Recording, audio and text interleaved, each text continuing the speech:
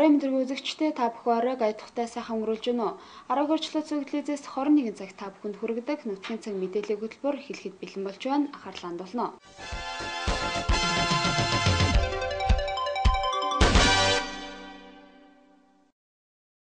Та бүхэнд эхний мэдээллийг хүргэе.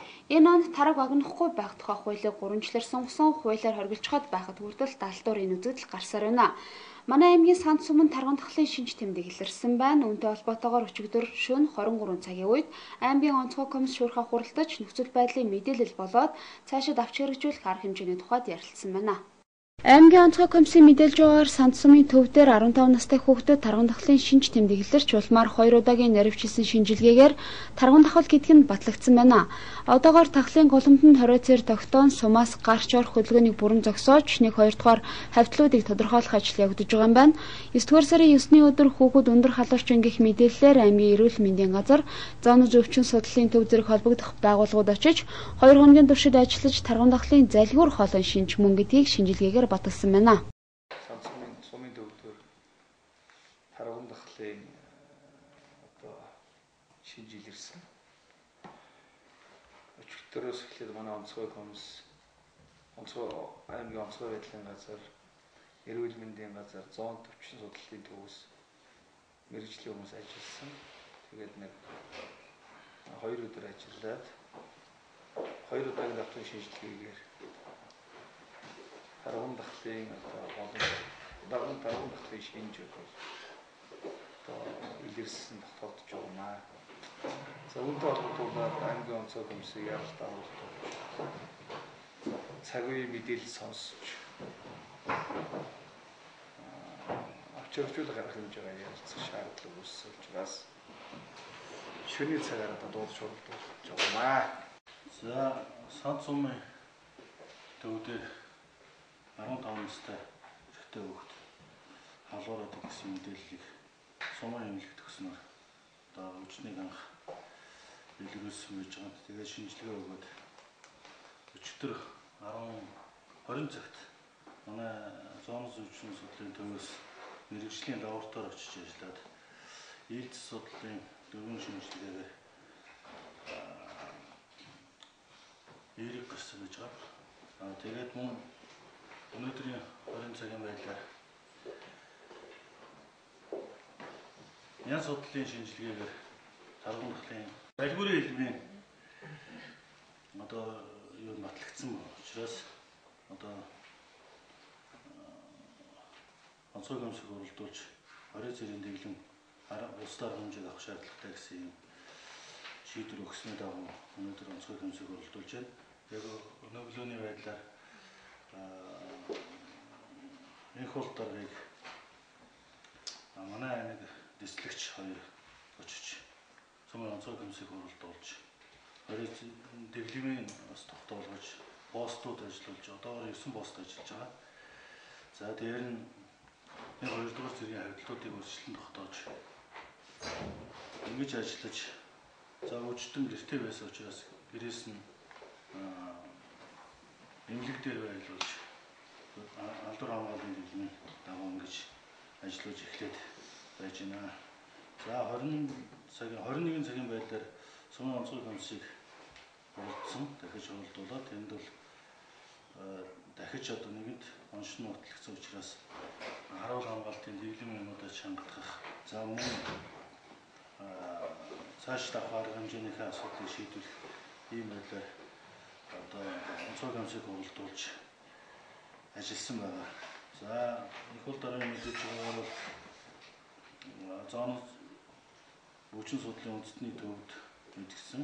Эндээс өглөө бол нэг зөвлөх эмч, нэг эмчлэгч эмчтэй ингээд 2 эмч өглөө 7 цагт гарна гэж байгаа. За эрүүл мэндийн яам бас хуралдаж өнөө шөнө одоо ингээд хуралдаж байгаа гэсэн. Энээс ямар зөвлөмж өгч яаж ажиллах юм мэдэхгүй байна. Энэс гарсан шийдвэрийг хэлье гэсэн байдлаар мэдээлэл өгсөн.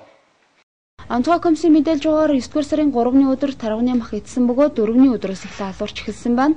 Олон онсон учраас тарган дахлын 1-2 дугаар хавтал олон байгаа гэдгийг хэлж байлаа. Тэр бүхэл сумын дарга цэрэггүй аригдсан байдалтай байсан байна. Үүнээс үүдэн сумын цэцэг дарга өөрөө 1-р хавтал болон хоригджээ. Хүүхэд албаны хүмүүсийг очих үед 39-өөс 40 хэм хүртэл халуурч исэн бөгөөд өчигдрийн байдлаар халуун баг зэрэг буурч биеийн байдал доктортой байгаа юм байна. Манай дуудлагын баг бол өчигдөр 2017 оны 9 сарын 9-нд 9:30-д одоо сан цум дээр очсон байгаа. Тэгээ 22 цагийн үед өвчнөөс сорч шинжилгээ авсан байна. Сорч шинжилгээ авахдаа бол 6 төрлийн сорч шинжилгээ авсан. Үүнд нэгдүгээр нь цусны эгц нэгийг, хөөмийн арчтнаас 2 шинжилгээд 2 сорч материал, тэгээд тагны арчтнаас нэгийг, хилний өнгөр нэгийг ингээд 6 сард авсан байна. Тэгээд 11 цаг 30 минут өмнөд одоо шинжилгээ эхний шинжилгээг бол эхлүүлсэн байгаа. Тэгээд эхний хариугаар бол 2 цагт бол наац бодож хараад хөөмийн арчтнаас тарган дахлыг төстэй тийм шиндэг бүхий скорыг бол эхний ээлжинд харсан байгаа үсгчийг. Тэгээд мөн одоо үргэлжлүүлээд 6 цагийн үед ээлж судлалын шинжилгээ хийгдсэн байгаа. Энэ үргэлжлүүлээд 2 бүрхэн буюу цус наадуулах шууд бус урвал тавихад бол ээлж талаар бол эерэг төвлөрсөн байгаа. Тэгээд өнөөдрийн байдлаар 16 цагийн үед хөөмийн арчц болон тарганы одоо үлдэгдлээс бол тарган дахлын үүсгэж бол эерэг гарч одоо лабораториор бол нян судлал болон нян харах ээлж судлаар бол тарган дахлын залгуур хоолой илбэр гэдэг нь бол батлагдсан байгаа. Тарган дахлын байгалийн голомтын идэвхт 7-оос 9-р саруудад хамгийн өндөр байдаг. Монгол орны нутаг дэвсгэрийн 18 аймгийн 132 сумдын нутагт тарган дахлын байгалийн голомттой. Манай аймгийн хувьд Тархан 7 уян сумдад байгалийн голомт бий. Тарган дахлын шинж тэмдэглэрсэнтэй холбоотойгоор иргэд голомт бүхий сумд руу онцгой шаардлагагүй зорчихгүй байх, хуулиар хоригдсон тул тараг багнахгүй байх, тарганы мах идэхгүй байхыг онцгой анхааруулж байна.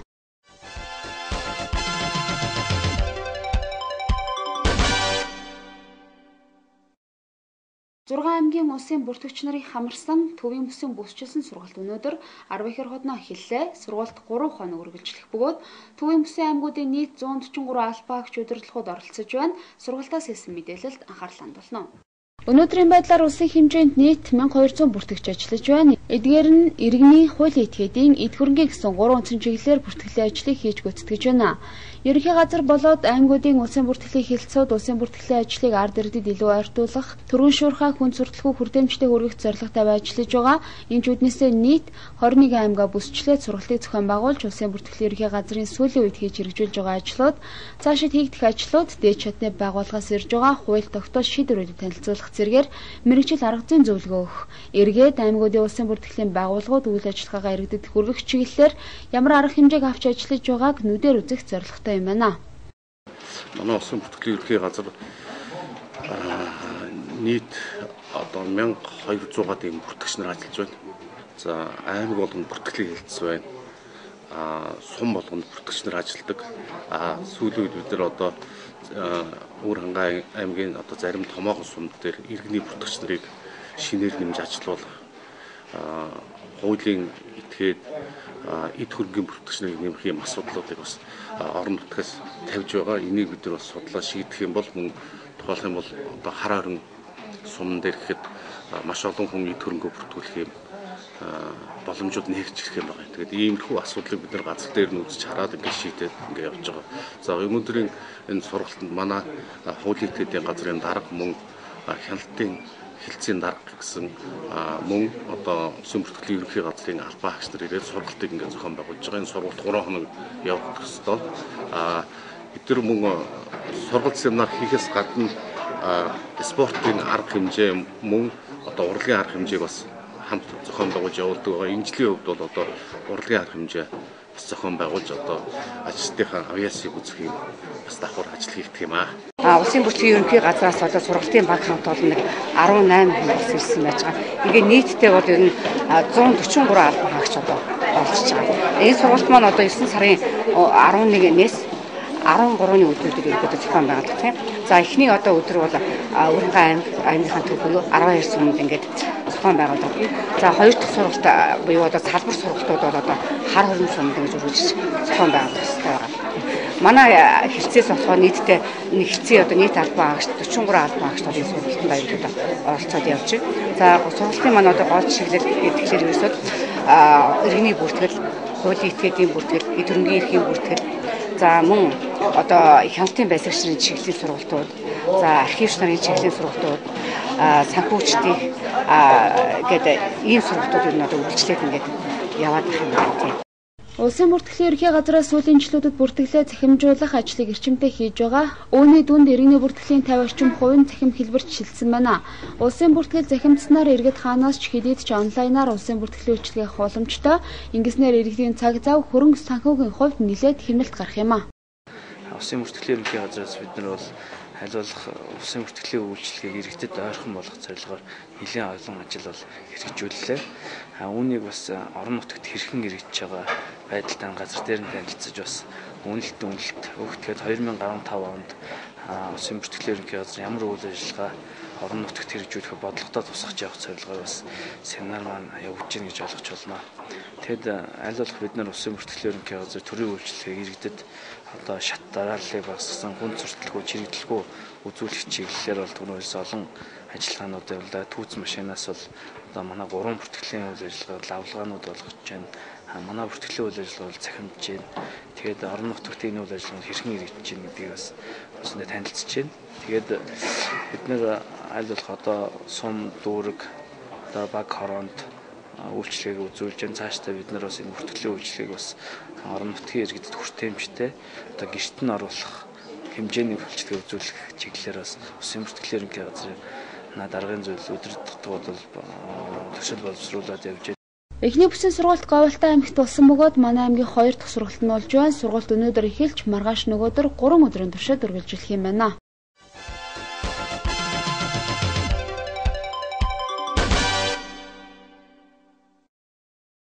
Өнөөдөр аймгийн статистикийн газраас аймгийн эдийн засаг, нийгмийн өсөлтийн 2014 оны эхний 8 сарын дүнг орон нутгийн хэвлэл мэдээллийн байгууллагуудад танилцууллаа. Ингээд энэ оны эхний 8 сарын нийгмийн байдал хийгээд төсөв санхүү, банк, хөдөө аж ахуй, үйлдвэр, холбоо тээврэх худалдаа, үнийн хувьд ямар түвшинд байгаа талаар мэдээллийг тавьж хүргье. Өгч буй мэдээллийг нийгмийн болоод эдийн засгийн байдал гэж хоёр ангиллаа үзэж байна. Энэ тэргуунд нийгмийн байдлын талаарх мэдээллийг хүргье. Аймгийн хэмжээнд эхний 8 сард 1877 их амарч иж 1890 хүүхэд төрсөн байна. Нэг хүрлэх насандаа 21 хүүхэд эндсэн нь өмнөх оны мөн үеийнхээс буурсан байна. Халдвар төвчнөөр нийт 411 хүн өвчилж өмнөх оны мөн үеийнхээс 664 хүнээр буюу 2.6 дахин буурсан байна. Гахаан хавдар халдварчаар өвчин өмнөх оноос нэлээд буурсан байна. Нийгмийн даатгалын хилцээс 13,527 хүнд 22.7 тэрбум төгрөг олгосноос өндөр насны тэтгэврийг 10,175 хүнд, хөгжлийн бэрхшээлтэй иргэний тэтгэврийг 2,143 хүнд, тэжээгч алдсны тэтгэврийг 966 хүнд тус тус олгосон байна. Аймгийн хөдөлмөрийн хилцээс бүртгэлтэй ажил хийхдээ хааж байгаа ажлын иргэдийн тоо 2,242 болжээ. Аймгийн хэмжээнд эхний 8 сард 1503 ажлын байр шинээр бий болсон байна. Үүнд бүртгэлтэй ажилгүйчүүдээс 238 иргэн ажил зуучлагдсан орсон нь өмнөх оны мөн үеийнхээс 171 хүнээр буюу 3.5 дахин өссөн байна. Аймгийн хэмжээнд эхний 8 сард 267 гэмт хэрэг бүртгэгдсэн байна. За хүүхэд оролцсон гэмт хэрэг 12 болж, хулгайлах гэмт хэргийн 60.8%-ийг иргэдийн орон байрны хулгай, 24.6%-ийг малын хулгай, 14.6%-ийг тээврийн эргэстэй хулгай тус тус эзэлж байгаа юм байна. За эхний 8 сард эдийн засгийн байдлын талаар авч үзэх юм бол улсын төвлөрсөн төсвийн шилжүүлэг дэмжлэгийг оруулан тооцсноор одоо аймгийн төсөв 42.8 тэрбум төгрөгийн орлого төвлөрүүлэхээс 47.1 тэрбум төгрөг төлөвлөгөөний биелэлт бол 109.9% биелэлтэй байна. За одоо улсын төсвийн дэмжлэг шилжүүлгийг оруулахгүй аймаг өөрөө төсөвт одоо 8.9 тэрбум төгрөг төвлөрүүлэхээс 6 тэрбум төгрөгийн орлогыг оруулж төлөвлөгөөний биелэлт 67.1%-тай байгаа. За үйл хөдлөх хөрөнгийн татвар, бууны албан татвар, газрын төлбөр, ой нөөц болон аршаа ус ашигласны төлбөр, хог хаягдлын хураамжийн орлого зэрэг бол нийтдээ 38.8-аас 59.2%-аар тус тус тасарч байна. За орон нутгийн төсвийн байгууллагуудын дүнгээр 39.6 тэрбум төгрөгийн урсгалыг бол урсгал зарцуулсан байна. За үүний 48.4% бол цалин хөлсөнд, 5.2% нийгмийн даатгалын шимтгэл, 7.2% бол байр ашигтай холбоотой зардалт, за 7.6%-ийг нийгмийн халамж үйлчлэгээний зардалт, 31.6% бусад үйл ажиллагааны зардал тус зарцуулсан байна. Аймгийн хэмжээгээр 2013 оны эцэс төлөх насны нийт 1,387.8 мянган их мал тоологдсон. Оны эхний 8 сарын байдлаар оны ихэнх тоологдсон нийт их малын 93.5% буюу 1,292 мянган толгой мал төлөвлөсөн байна. Гарсан төл 99.1% буюу 1,292 мянган толгой төл боожж байна. Оны ихэнх тоологдсон нийт малын 0.2%-д тэнцэх 7247 том мал зүй бусаар хорогдоод байна. Нийт хорогдсон малын 7.2% нь өвчнөр хорогджээ. Аймгийн түүхийн эдийн засагт Ямааны ноолуур 68 мянган төгрөг, шир Тэмээний шир 15 мянга, Адууны шир 22 мянга, Өхрийн шир 25 мянга, 2.3 метрээс дээш өрттэй 35 мянган төгрөгийн ханштай байна. 2004 оны 8 дугаар сард бараа үйлчилгээний үн тариф өмнөх 7 сартай харьцуулахад 0.9%-аар 2013 оны 8 сарын байдалтай харьцуулахад 19.9%-аар төсөлд өссөн байна. Өнгөрсөн 7 дугаар сарынхаас мах цувтай 10.5%-аар гурил 2-оос 3.2%-аар талх нарын бов 1.9-өөс 6.3%-аар өндөг ургамлын тос, чихэр, шоколад, кетчуп, зайрмаг зэрэг хүн амын өдөр тутмын өргөн хэрэгцээний барааны үн 0.6-аас 5%-аар өссөн байна.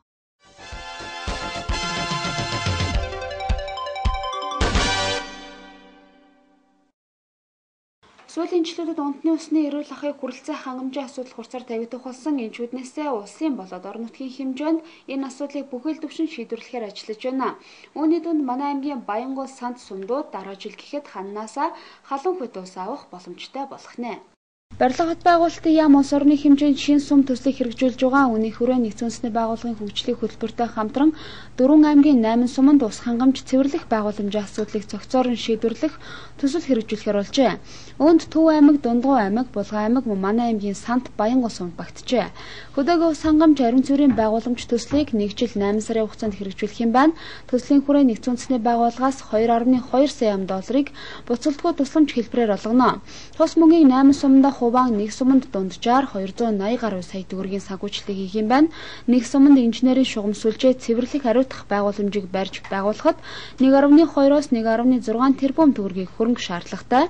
Үүнээс 280 гаруй саяыг нэгдсэн үндэсний байгууллагаас гаргаж үлдсэн хөрөнгийг орон нутаг болоод Азийн хөгжлийн банкнаас санхүүжилтийг хийх юм байна. Өнөөдөр энэхүү төсөлтэй холбоотойгоор Булган болоод манай аймгийн холбогдох хүмүүст сургалт, харин орон нутгийн удирдлагууд албаны хүмүүстэй уулзалтыг зохион байгуулсан байна. Энэ нүүбэс ийм Монгол Улсын хэмжээнд 8 сумд ийм төсөл хэрэгжиж байгаа.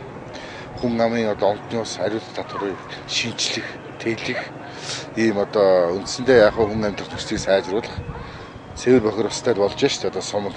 Ийм шин төсөл хэрэгжиж байгаа. Энэ улсын хэмжээнд 8 сум байгаа. 8 сумаас Булган аймгийн 2 сум, Тишиг, Бүрэг хангай, за Өөр хангай 2 сум байгаа. Тэгээ өнөөдөр энэ семинар хийж байгаа хариуцж байгаа улсууд нь тэгээ сумдын бас худалдаа авалтыг хариуцсан улсууд, тэрийн сангийнхан урлагч нар ингээд манай хоёр аймгийн цуглаад семинар хийж байгаа. Тэгэхээр энэ бол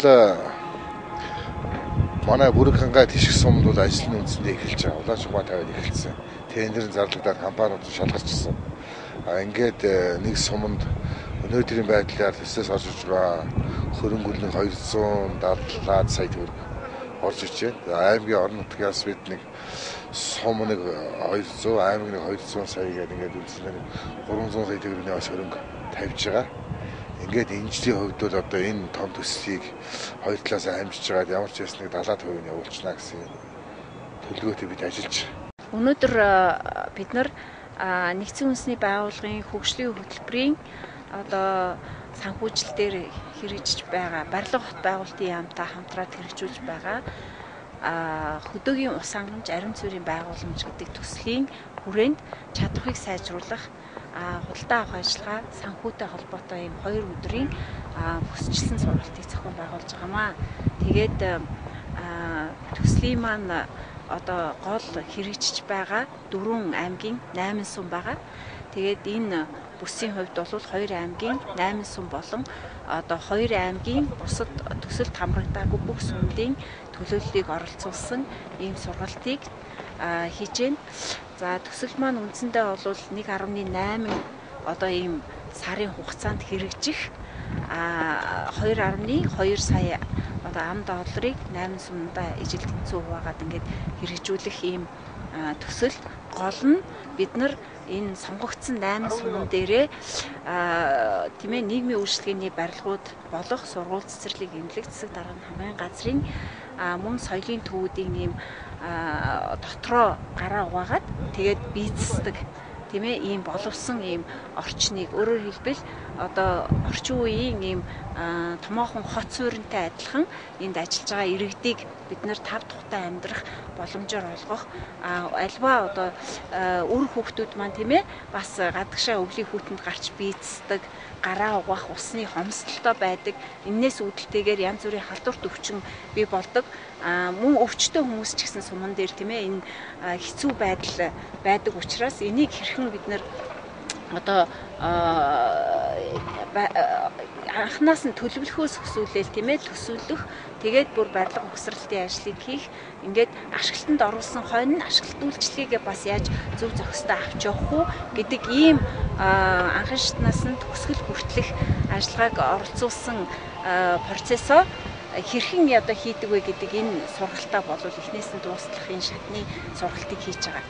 За тэр хоорондоо бид нар бас энэ барилга угсралтын ажлыг гүйцэтгэхээр шалгарсан компаниуд болон аймгийн засаг дарга нар, сумын засаг дарга нар, иргэд тийм ээ тэгээд энэ төслийн маань хариуцж байгаа энэ 3 мэрэгчлэтнүүдтэйгээ хамтраад цаашдаа энэ ажлаа богино хугацаанд хэрхэн чанартай хийж гүйцэтгэх вэ гэдэг талаар бас ярилцаад тохиролцоод ингээд одоо үндсэндээ бол бид нар маш олон их усүртэй хамтын оролцоотой тэгээд олон одоо хүмүүсийг хамруулсан энэ ажлыг богино хугацаанд чанартай хийх тал дээр онцгойлон анхаарч бүх талдаа ижил мэдээлэлтэй байх ийм боломжтой энэ уулзалт семинарыг хийж байгаагаараа ач холбогдолтой болж байгаа юм аа.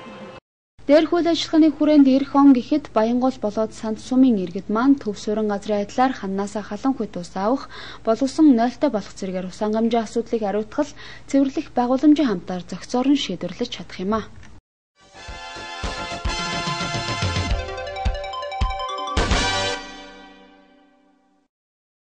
Өнөөдөр болсон онцлог үйл явдлын мэдээллийг хүргэлээ үргэлжлээ та бүхэн улсад болоод гадаадын улс орнуудад болсон онцлог үйл явдлын мэдээллийг хүргэдэг интернет мэдээ хүл авч үзнэ.